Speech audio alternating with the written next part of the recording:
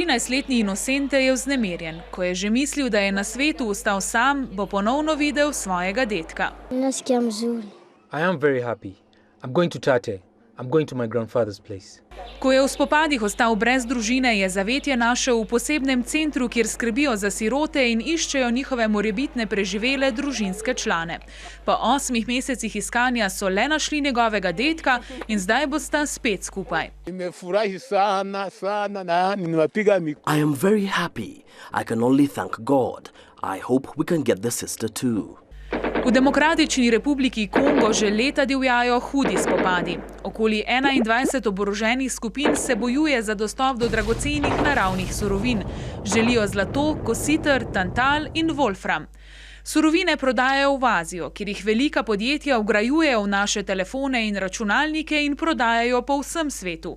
S tem oborožene skupine zaslužijo na milijone evrov. Da bi prišli do dragocenih surovin, ustrahujejo in ubijajo domačine, mnoge ženske posilijo. V zadnjih 15 letih je v Kongu umrlo že 5,5 milijonov ljudi, to je za 2,5 Sloveniji. Številne organizacije, tudi Združeni narodi, si prizadevajo, da bi ustavili nasilje.